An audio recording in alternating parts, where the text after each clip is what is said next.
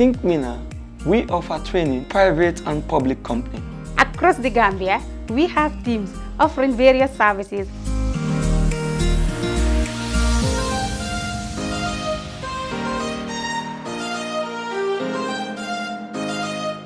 Contact us now at Think Mina. Hoping to see you soon.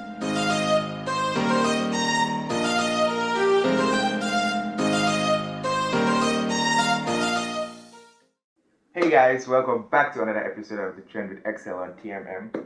I want to appreciate you for your support on our previous videos. I'm really grateful.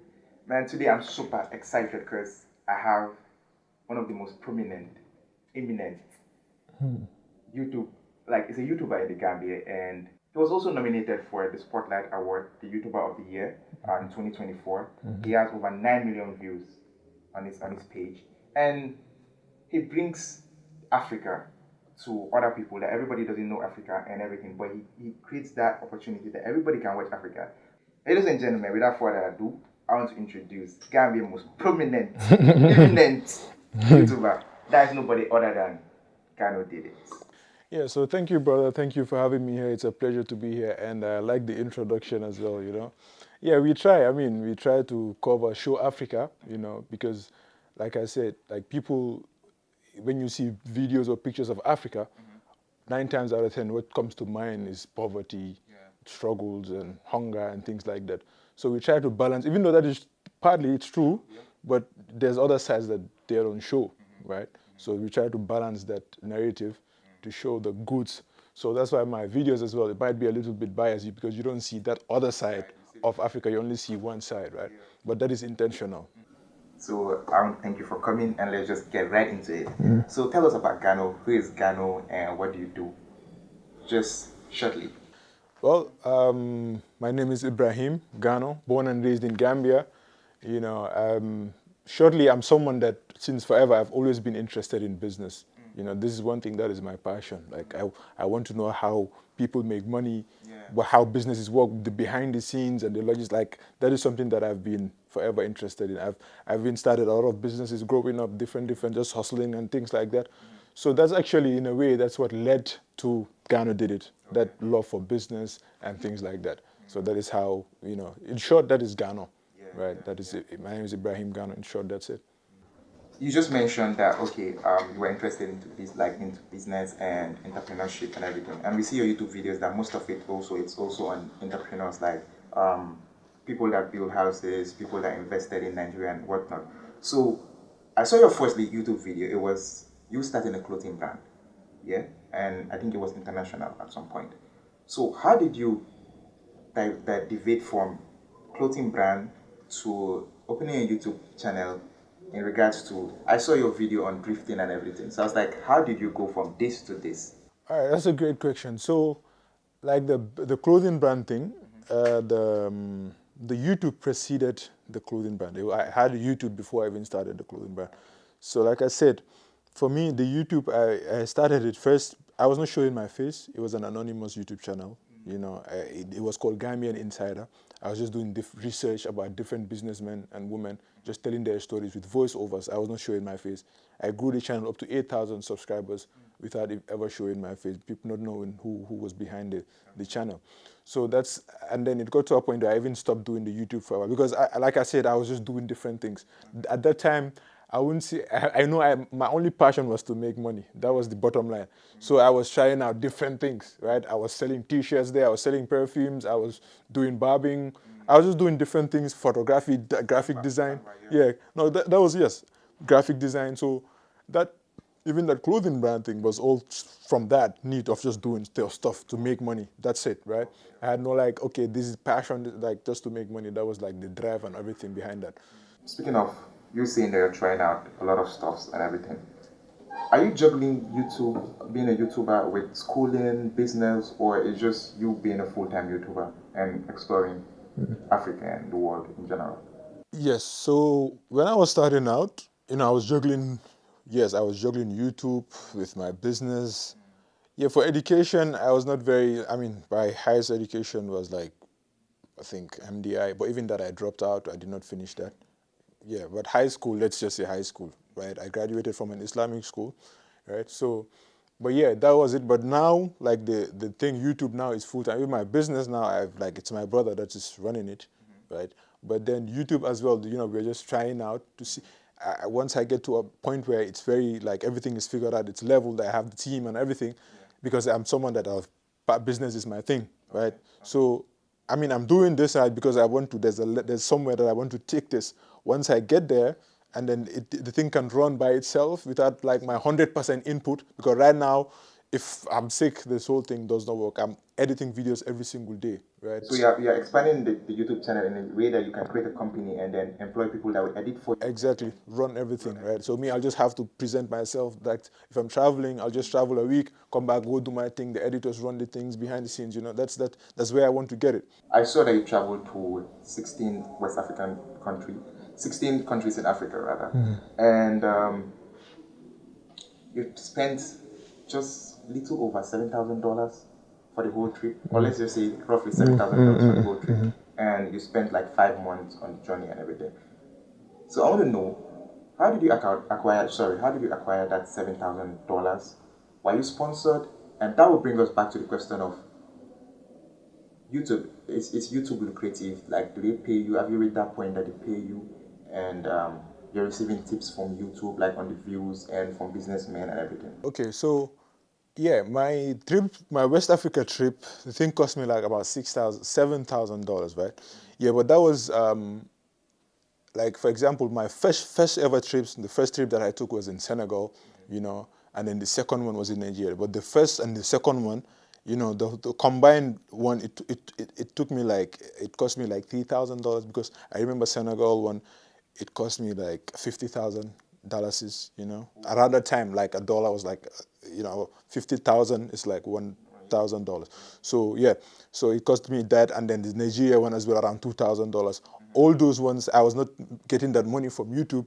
This was money that I took from my business that I was running, right? So, like I said, the early stages, all the cameras, the laptops for video editing, the trips going around, I was not making that enough money from YouTube to be able to fund that. So the first 2 travels, major travels, that was funded by me. But then I started making money, like I would say serious money, from when I went to Nigeria, my first trip to Nigeria. My first trip to Nigeria. When I came back, I mean, my trip, I spent like $2,000, and for me, that was like a lot. I was like, man, I'm putting all my money into this thing. What if I go to Nigeria, and then I come back, edit these videos, put them at no views, nothing. That would be. But then I went with it anyways, right? I went to Nigeria, spent like a month there, did a lot of videos, came back, started editing, uploading, and then my first month of upload, I've already made like what I spent going there, right? Yeah, so my first month of upload, I think I uploaded like 4 or 5 videos. I mean, I was doing videos, I've been doing videos in Gambia for days, like doing.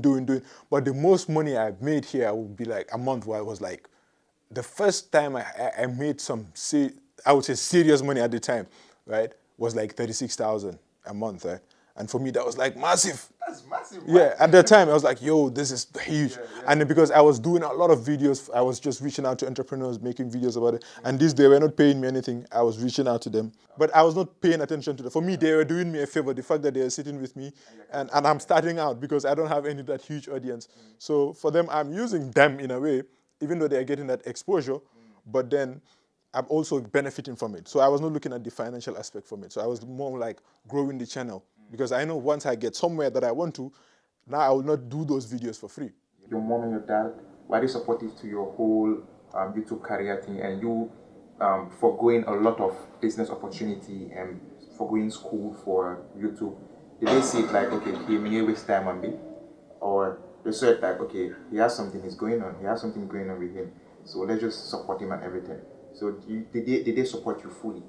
Okay, so I would say, first, like my parents in that aspect, they're cool when it comes to like that side of, first of all, they like don't care, right? My dad will just go and figure it out, right? Don't even disturb me, don't bother me. If you need something or you're stuck somewhere, like don't bother me until you're stuck, right? Don't come, whatever, Baba, help me with this. No, just go and figure it out until you're stuck, and then you can. So for me, it was like that, right? They didn't even know I was doing YouTube, right? like I said, I was doing videos for people and stuff, and I had a studio at a workshop where we were making these frames and things. So my mother would see me with a camera and a laptop, but she just thought, okay, I was still doing those photos. Yeah, so they have no idea what I was doing, right? It's until recently that they see, maybe when they go out, they say, oh, you're Gano, and they're like, oh, okay, now they kind of get it. But still, I would say they don't, like, my father's like, he doesn't care, like, just do whatever. So even with the school, living, and all those things, he's like, figure it out. Like, this life, just try out, do whatever. Right? Don't bother me. That's the type of thing. So it's not like very, like, restrictive, like, okay, you have to do this, you have to follow this, you have to follow it. Like, whatever you want to do, go ahead and do it, right? You know, a lot of people, when you tell them you're into YouTube and everything, they think that, okay, you're just wasting your career. Because a lot of people, a lot of Gambian YouTubers and everything, I don't think most of them are as successful as you. Like, respectfully, but they're not as successful as you. They have not been traveling to other countries and making it big time. So if let's say my dad sees me that, okay, I want to start YouTube and everything, he will not know the long-term return or long-term invest that I'm doing for YouTube. So he'll be like, okay, why don't you focus on law? Or I think that is different because in my case, I went to an Islamic school, right? I went to an Arabic school for example, here in Gambia, for Islamic people that go to like Arabic schools and stuff, when you graduate, there's not much future for you here. Like, what are you going to do? You become an ustaz or you go be an imam or something like that, right? So for me, it was not like my parents, send me to law school or did this. Like, normally, like, of course it's normal, but if you invest in something, like your parents send you to law school to be a doctor, and all of a sudden you're like, I want to be a YouTuber, they're not going to take that lightly, right? But in my case, they're like, yeah, it's like, go do whatever, So for me, it was like that. It was like that, really. So let's just get personal. Let's just get personal into your life. You mentioned that you're from a religious background. You attended Islamic school. You went to Islamic school. You graduated from that. Everything. So can you tell us about your personal life? Are you in a relationship? Are you getting married soon? What's going on? And if you're in a relationship, how do you juggle it with your YouTube? Like, you're traveling every day, 5-month trip. Like, are you talking to babe? Are you talking to her? Like, what's up with that? Yeah, for the most part, it's just very recent now that I was like really getting to know, not like relationship related, because for me, whatever I do is like, for the past 3, 4, 5 girls that I've been talking to, it was all with the intention of marrying them, not like relationship, just figuring it out, just going with the flow. It was not like that. So it was very like this, like, okay, this is what, so once we start talking and I don't see that connection or whatever, I just, so it has been like that. And that is very like, but before, I would say like I've been single for the longest, right? I've been like really locked in on this thing. Like I've been obsessed with this. So babes and all, even my travels, I've been to places where, normally when boys go there, they'll just be following babes anyhow, But me, I went to those places and I was like, just videos and go home. So you don't even have like a personal life that, okay, man, let me just go for clubbing or something like that? No, I don't do clubs. The last time I went to club, I think that was like in 2019. So you're focused on the YouTube. Just locked in on this thing. Even when I travel, sometimes I get tempted, right? When you get to places like Lagos, you get tempted a bit to like, shift. But sometimes you're like, it's also because of, your guidance. Allah is guiding you or something, because you're like, maybe you have this intention that you've been trying to do good for the longest. I mean, we are all human. Sometimes you get, this big, especially as men, women are our biggest weakness, right? So you get to places like Lagos, you are tempted to like do, you understand? But I feel like that is where the guidance and everything, God comes in and like, just help you to straighten a bit, So, and you don't also allow fame to get to you when in terms of dealing with people and everything. I mean, I don't let that get to you, but at some point it does, right? For me, because now, especially now, that I met someone like not long ago on Turntable here, and I've been getting it here and there. People tell me, "Oh, I watch your videos a lot, and then in your videos you're always smiling, but in person you look very mean, And my resting face is not very nice. Like I'm just like this. So when you see me, you think I'm mad at something, but it's just me resting my face. So I get that people tell me, "Oh, you are very mean. You are not approachable." So now it has kind of taken away, because I used to be very free here doing a lot of stuff, right? But now I cannot even do that, because every move come from my home to here, I met like 3 people, like, "Oh, Gano, I watch over there." Now you're like, you kind of put that at the back of your mind. Even if you want to do certain things, you're like, Piganyo Mahol. So, but now let's get into the deep part. Let's get into it. So your top 4 videos, like your top 4 earliest videos, you made a documentary or you covered a story on drifting, and it's a very big problem, or it's recently happening in Gambia, and we see people from Javan youths throwing stones at the drifters, to an Abuko incident in Abuko, not claiming the life, but hitting somebody and crushing his leg, to people, a public outcry for a space and everything. And in your video, you talk to them, you talk to those people there, and they were like, okay, they need a space, they need a place, and it would create revenue for the government and them and everything. And you decided to publish it out there and everything. So what's your whole take on the drifting culture in the Gambia?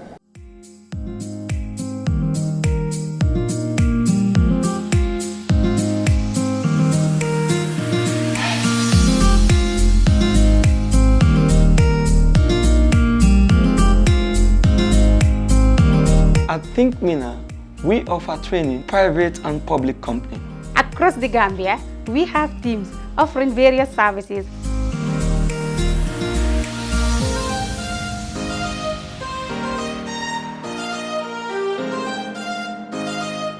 Contact us now at Think Mina. Hoping to see you soon.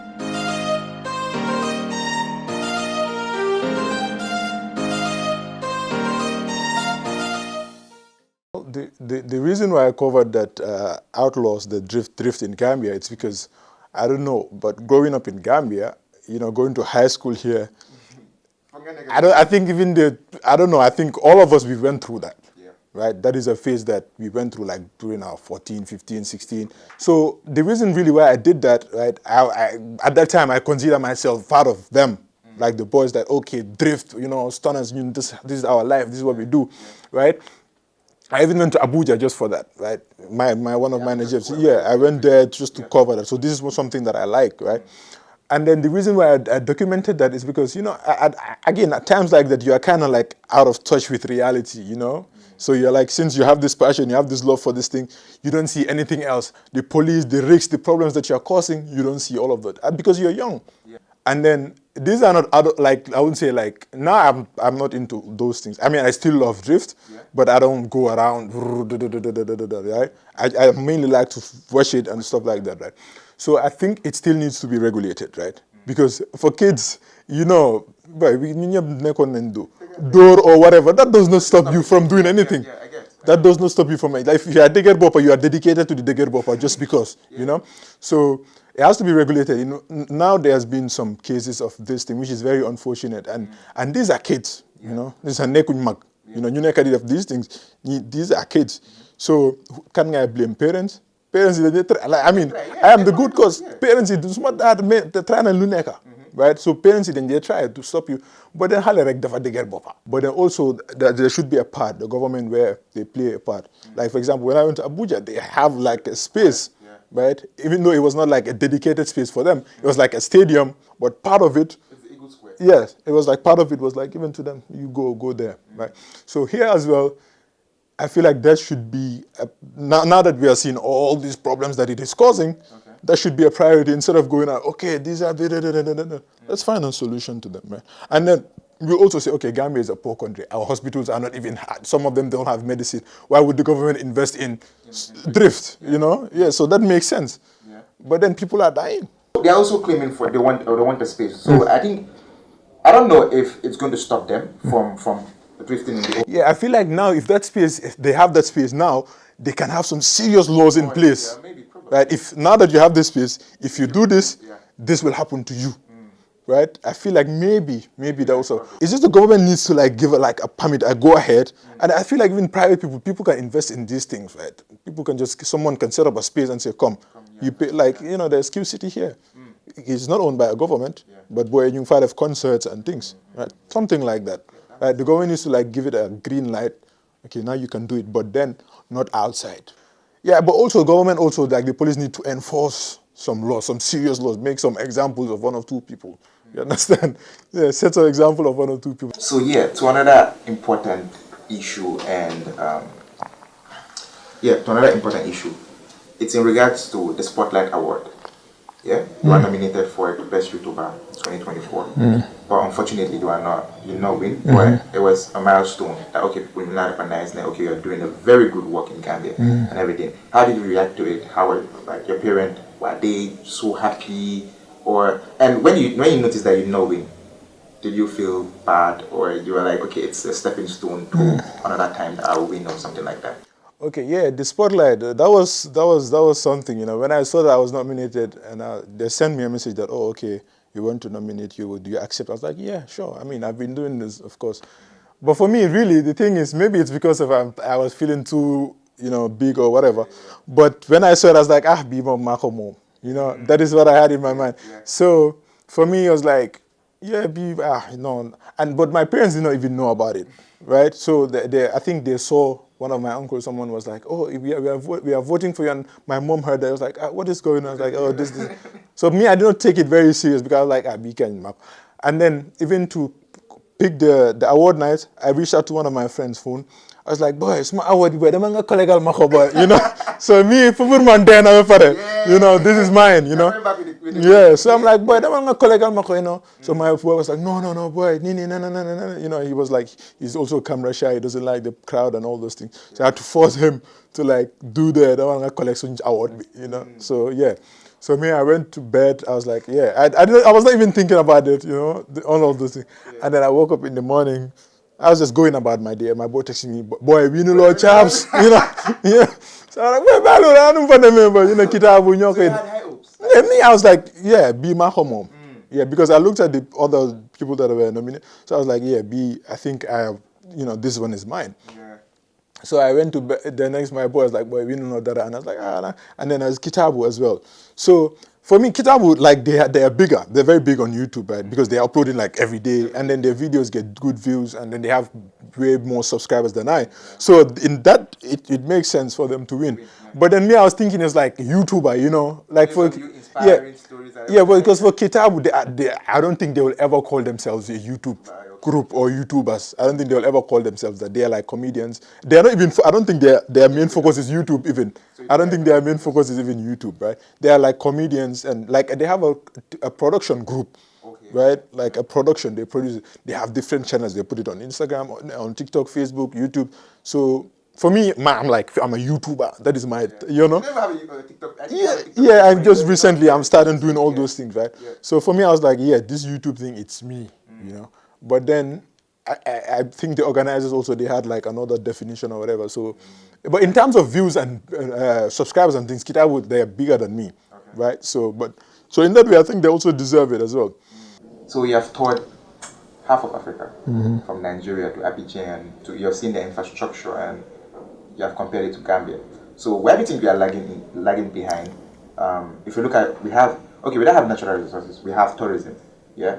Our tourism sector is up there and everything. Where do you think we are still lagging in terms of infrastructure and investors coming here to invest compared to other countries like Nigeria? You've seen Abidjan, like you mentioned that they have tall skyscrapers, Nigeria, Lagos and everything. So I want to know, why are we lagging behind? Well, I mean, I don't think we are lagging behind, because also Gambia with what we have, with the standards, our government, our policies, everything, I think it is matching what we currently have. Understand? Okay. Like, so, because really Gambia is a small economy. It's a small economy. So if you were an investor, a global investor, you have so much money and then you have these options. You have Lagos, you have Abidjan, you have Senegal. You will not come to Gambia, right? And if you are a traveler as well, you're traveling around the world, right?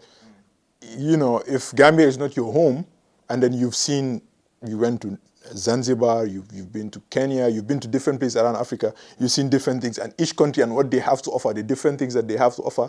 If you will come to Gambia, you love it for the people, right? You love Gambia because I've been around all over the continent, but I'll say in terms of people, Gambia hands down the best place to be, right? Gano, not to overpraise you, but I consider you like top 5 YouTubers in the Gambia. But I know you face challenges in terms of content creating, traveling and everything. So in just like few seconds, can you just tell us like things that the challenges you face as a content creator, even though you are big, you're up there and everything, so that we just know that okay. And do you think there are ways to crop them? All right. So for me, the first challenge I would say right now, the ones that I'm facing right now, in the beginning, the challenges were mainly like, in fact, the electricity. You'll have some shots and everything. You want to edit, there's no light.